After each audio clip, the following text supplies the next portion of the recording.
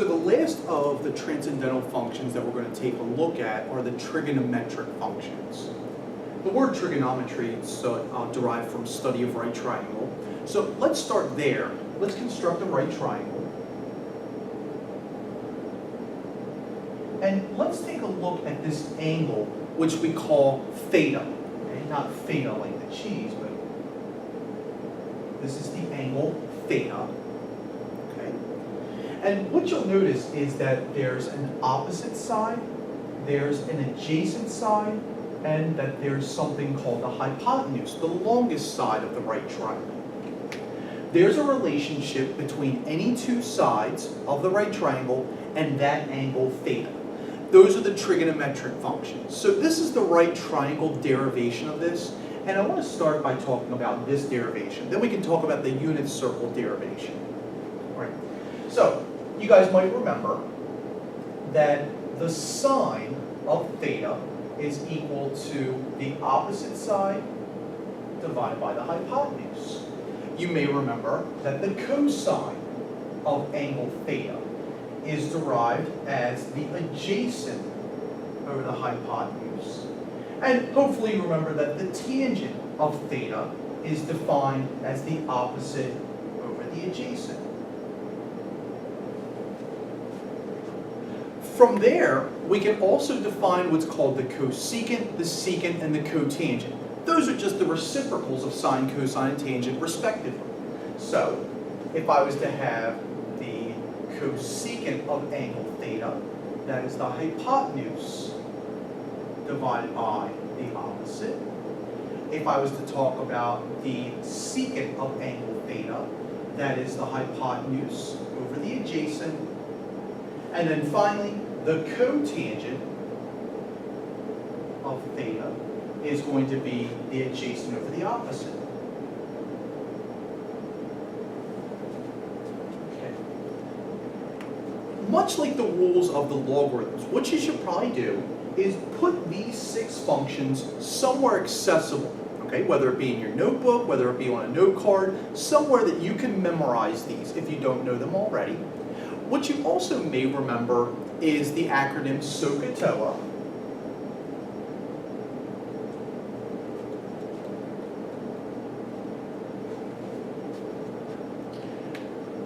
It's a mnemonic used to relay or to remember what the different sides of the triangle are with respect to the sine, cosine, and tangent.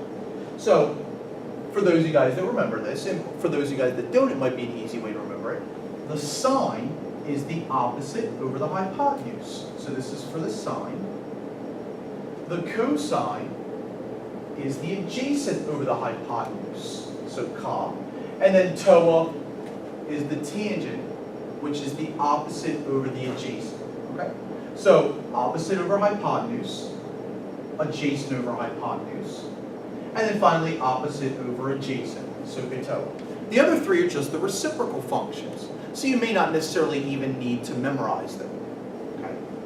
One of the questions I might ask you is if I give you a trigonometric function and I give you the value of that trigonometric function, I want you to be able to find the other 5 values of those trig functions. More specifically, if I tell you what quadrant they fall in, you should be able to give me the values of those. So let's start with an easy one, and then I'll give you guys a more difficult one. All right. So hopefully you wrote these down or you have these memorized, and then what we can do is we can derive the other 5 trig functions from a triangle.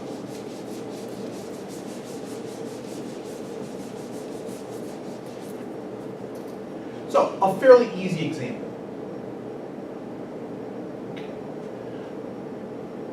Let's let the tangent of theta be equal to, let's say, something like 5, 6, where theta is in quadrant 1.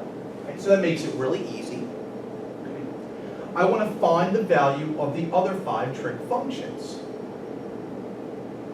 So let's find the other 5 trig functions. Okay. So here's how I look at it. We're in quadrant 1. We have a theta. Okay, we have a triangle.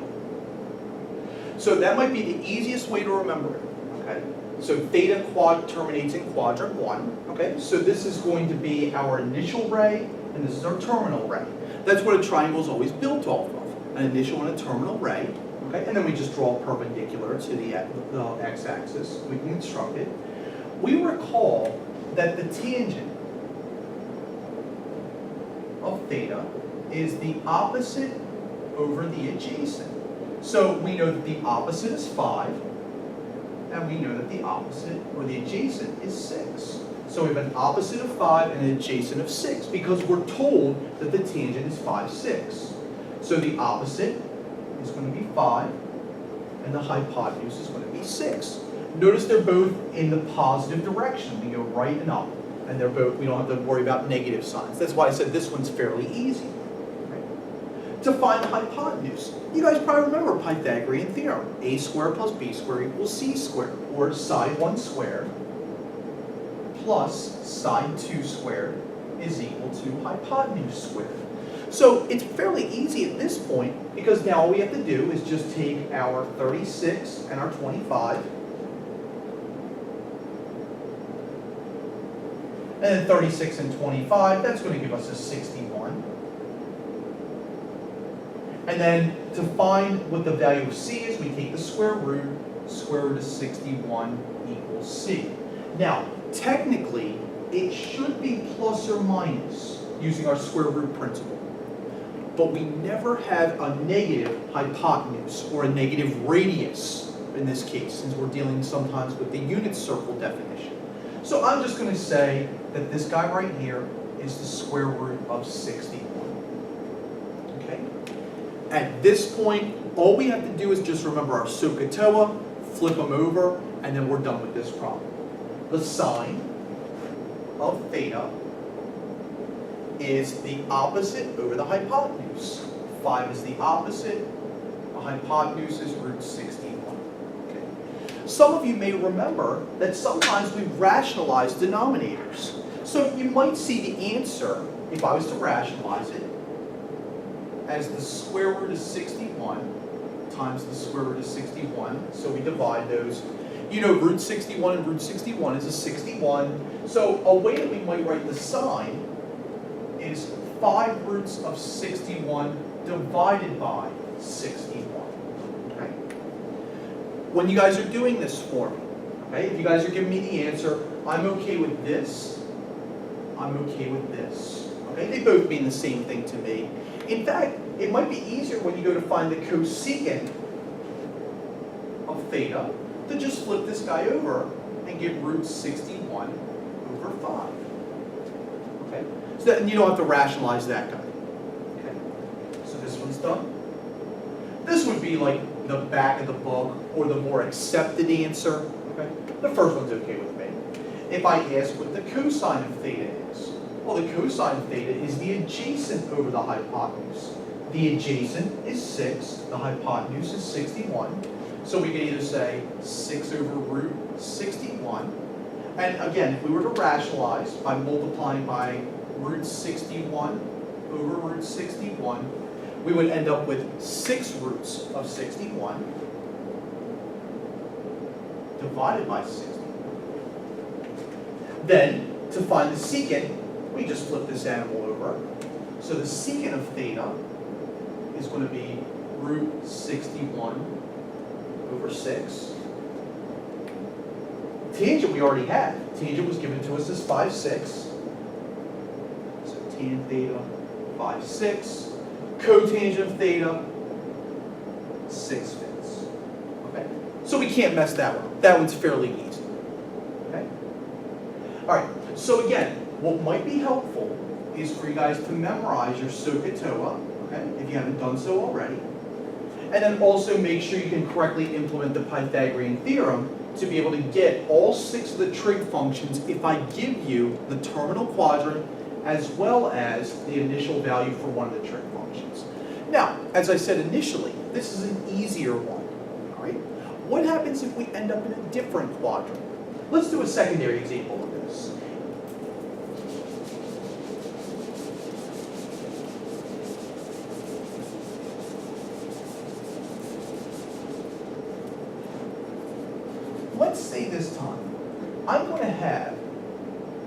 that the secant of theta is going to be equal to 5/4. And let's say this time that theta is going to end up in quadrant 4. It terminates. Right. Now, you might be thinking, this one's just as easy as the previous one. And in fact, it is, with just a little bit more work that's necessary. Right. So here's what I did. Let's construct our angle. We have an initial ray, we have a terminal ray, we draw a perpendicular. Okay? It doesn't really matter, it's always going to work out. Because even if you drew it the other way, so another way that you could construct this, is you could construct it like this. It doesn't really matter, because notice each time that the x is in the positive direction, and the y is in the negative direction. So either way you want to construct it, if you want to make this your theta or this your theta, it doesn't matter. Okay? I'm always just going to suggest using the first one, just draw your perpendicular from the x-axis rather than the y-axis. Okay? But in either case, you can see that the secant, which we recall is the hypotenuse over the adjacent. Okay? So remember Sohcahtoa. The secant is the reciprocal of cosine. So the cosine is adjacent over hypotenuse. So you flip it over, hypotenuse over adjacent. Okay, or you just memorize it. Either way you do it. Okay, so our hypotenuse is 5. Okay, either way, and the adjacent is going to be 4. Okay, so in this case, we have a 4. Okay, as our adjacent. Okay, the adjacent for this one, it's going to look like a -4. So if I was to use this one, so let's just use the first one, because actually the theta would end up being this. That would make it correct. Okay, so if we were actually constructing the triangle in the correct fashion, it would have to be this one. Let's just go ahead and use the first one, just because it looks a little bit more intuitively correct to us, because we know that the adjacent should be a +4. Right. Now, most of us know that there's 3, 4, 5 right triangles, right? Let's verify that this is going to be the 3, and then decide whether it's going to be positive or negative. So remember, a squared plus b squared is c squared. 4 squared plus b squared equals 5 squared, since 5 is the hypotenuse. 16 plus b squared equals 25. Subtract 16 from both sides. B squared equals 9. Taking the square root, b is either plus or minus 3. Last time we threw out the minus because we were dealing with the hypotenuse. This time we're dealing with the side. So we can't throw away the negative. In fact, if we threw away the negative, it wouldn't be correct. So hopefully you guys can see that when you're constructing these triangles, okay, from the terminal angle, then go ahead and just draw it appropriate to the quadrant. Okay? And make sure that you incorporate the idea that you might get a negative leg or a negative side, although the hypotenuse is always going to be positive. From here, it should be fairly easy. The sine of theta is going to be the opposite over the hypotenuse, -3/5. Which means that the cosecant of theta is going to be -5/3. The cosine of theta and the secant of theta are both extremely easy, because secant's given as 5/4. The cosine is the reciprocal, which is 4/5. Notice those are both positive, because we end up in quadrant number 4. Finally, the tangent of theta is going to be the opposite over the adjacent, opposite -3, adjacent +4. And then finally, the cotangent of theta is going to be -4/3. Remember, that's the adjacent over the opposite. You may remember the All Students Take Calculus acronym, which means that in quadrant 1, all trig functions are positive. In quadrant 2, the sine function is positive. In quadrant 3, the tangent. In quadrant 4, the cosine. And their reciprocals. So notice that cosine and secant are both positive in our answers, which is a way to check to verify that we've done it correctly. Remember in the first problem we did, where we had the square root of 61, the previous problem, we ended up with all positive answers because the theta terminated in quadrant 1. So that's just the way that you can check to make sure your answers are correct for this. Right? So this should help you guys to do problem number 6 on your assignment number 2. Okay, so go back there, try to work that through, and then check the answers on the reverse side to make sure you're okay with those. Right. The other thing that I wanted to discuss with respect to trigonometry is evaluating trig functions using the unit circle.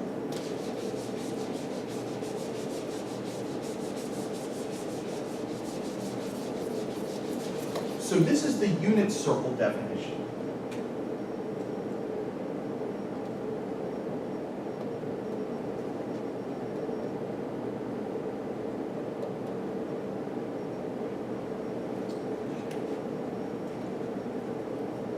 I believe I gave everybody a copy of the unit circle in class. I know it's probably difficult to see, but this is what our unit circle looks like.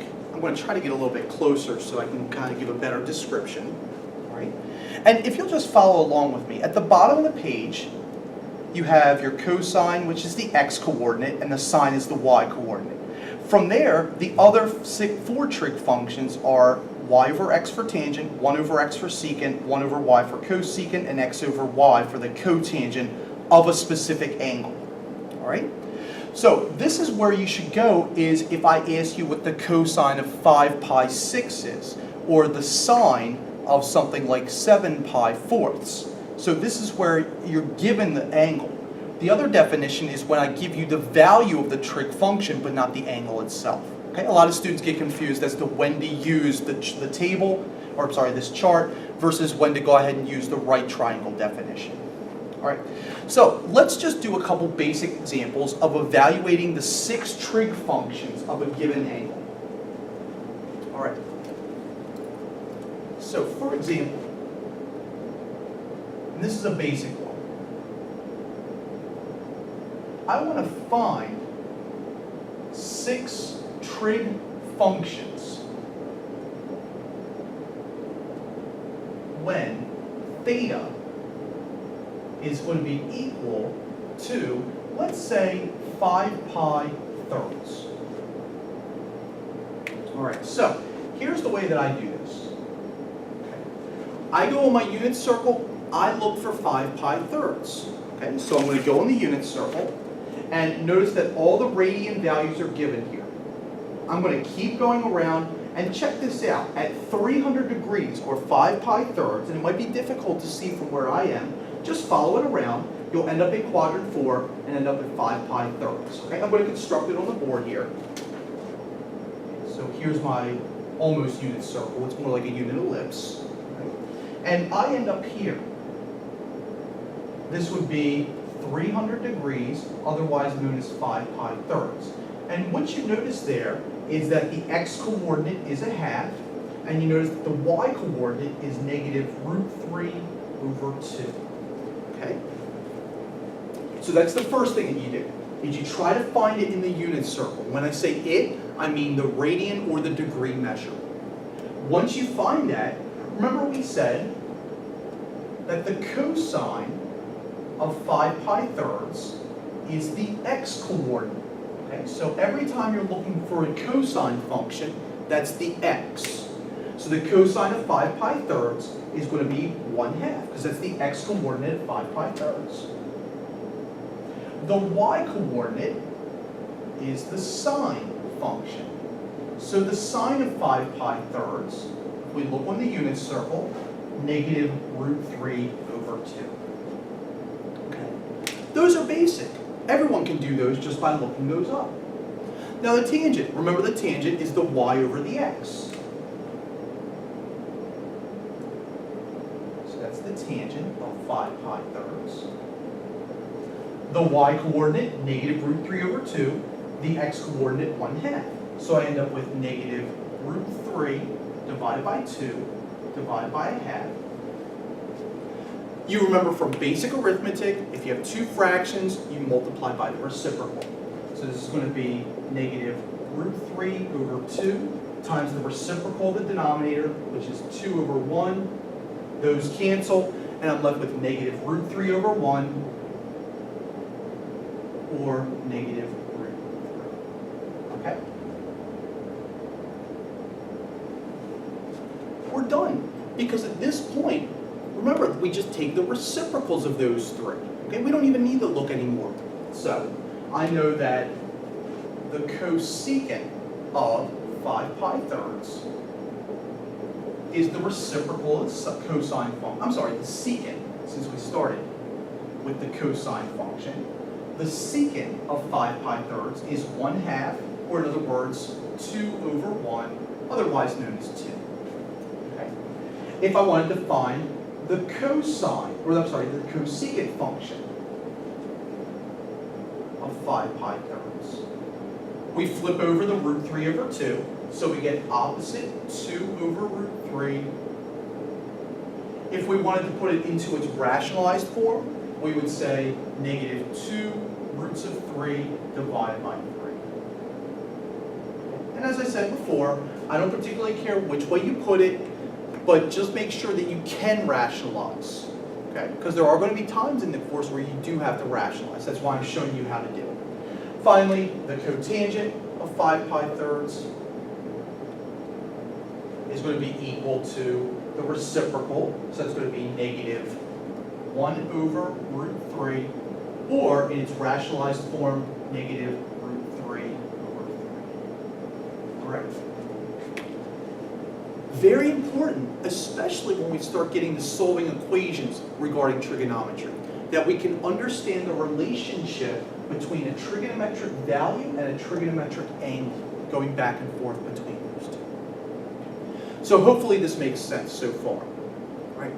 Now, one of the questions you may have is, what if for some reason the value is not on the unit circle for us? Well, what we can do is we can find a coterminal angle. So, let's take a look at another example. Very similar to this one.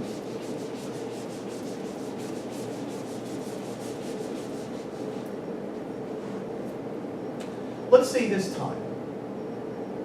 Let's say I want to find the 6 trig functions. This time though, when let's say theta is going to be equal to 900 degrees. Okay. Of course, you'll look on your unit circle and you know that 900 degrees is not within the domain, okay, or between negative root 3 and positive root 3. So what you're going to do is you're going to find a coterminal angle. How do you find a coterminal angle? You keep adding or subtracting 360. So if I subtract 360, okay, that winds up with 540 degrees. You look at the unit circle. 540 is not the unit circle. So what you do is you subtract it again. This time, we finally work out, we get 180 degrees. Okay? And 180 is most definitely on the unit circle. Okay? So really what we're saying is that the angle 900 is equal to, I'm going to call it theta prime, the terminal angle of 180 degrees when we do the trig functions. Those two angles are not the same, but they're coterminal, which means that their trig values are going to be the same. All right? So again, if it's not the unit circle, you keep subtracting 360. All right, let's go ahead on the unit circle. We easily find 180 degrees. 180 degrees is going to be on the x-axis on the negative side. So I believe we get the ordered pair -1, 0, which we like because now we don't have to do any rationalization or anything like that. We recall that the cosine of 180, or in this case the cosine of 900 degrees, is going to be the x-coordinate, which is -1. We remember that the sine of 900 degrees, which is coterminal of 180, is going to be the y-coordinate, which in this case is 0. Recall the tangent. The tangent is y over x. 0 over -1 is 0. From there, we just flip them over, and we get the others. The secant of 900 degrees is equal to the reciprocal of -1, which is -1. The sine's reciprocal, cosecant of 900 degrees. The reciprocal of 0 is 1 over 0, otherwise known as undefined. So in other words, 900 degrees is not in the domain of the cosecant function. You may remember from trigonometry or pre-calculus that the cosecant function has asymptotes there. This is how we can analytically prove it. Graphically, we'd have to go ahead and just put it into the calculator, or we'd have to do it by hand, which would be fairly painful to figure it out that way. The cotangent function. Well, since it's 0 and 0, we found that this reciprocal of 0 is 1 over 0, and it's still going to be undefined. Again, you can use your graphing calculator to graph the cotangent function and trace it till you get to 900 degrees, or its radian conversion for those. Right? So hopefully these make sense. Right? What I'd like for you to try on your own, and maybe pause the video, is just one more of these, and then we can move on to our final section, which is going to be solving exponential, logarithmic, and trigonometric equations. Let's go ahead and see if you can find the 6 trig functions for when theta is -13 pi fourths. Okay? So pause it now, maybe take about 5 minutes and see if you can do this. And what we're going to do is we're going to have the solution on the next video. So it should be trigonometry 3 or 4. I can't remember